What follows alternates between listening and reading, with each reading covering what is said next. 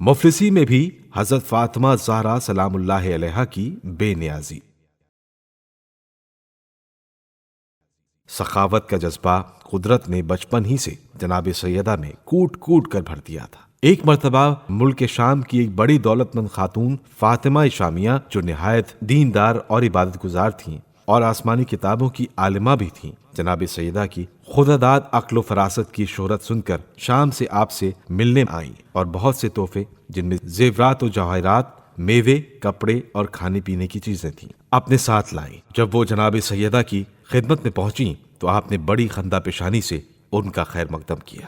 جب انہوں نے وہ تحفے آپ کے سامنے پیش کیے تو جناب فاطمہ سلام اللہ علیہا نے ان سے اجازت لے کر وہ سب کپڑے اور کھانے پینے کی چیزیں ان مسلمانوں کی نظر کر دیں جو اس وقت اسلام کے لیے بہترین خدمات انجام دے رہے تھے۔ فاطمہ شامیہ اس اثار و سیر چشمی کو دیکھ کر حیران ہو گئیں، آپ کو سینے سے لگا لیا اور پھر جب تک زندہ رہیں ہمیشہ جناب سیدہ کی تعریف کرتی رہیں۔ ایک روز جناب سیدہ علیہ السلام نماز پڑھ چکی تھیں اور مصلی بچھائے بیٹھی ہوئی تھیں۔ افلاس کا صدمہ تھا اور بچوں کی بھوک کا خیال، اداسی گھیرے ہوئی تھی اور بے کسی چھائی ہوئی تھی۔ اس حالت میں حضرت رسول خدا صلی اللہ علیہ وآلہ وسلم تشریف لے آئے اور بیٹی کو داز دے کر پوچھنے لگے، کیا حال ہے؟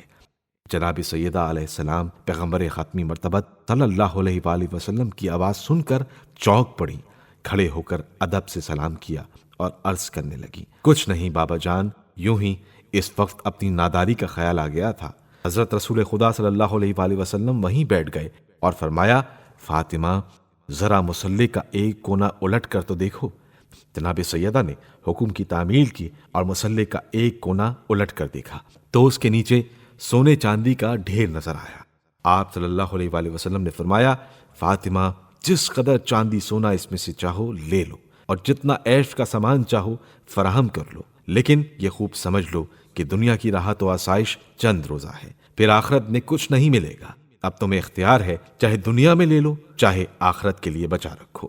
حضرت فاطمہ سلام اللہ علیہا نے عرض کیا، مجھے دولت دنیا کی ضرورت نہیں، یہ کہہ کر اپنے مصلی کا کونا سیدھا کر دیا۔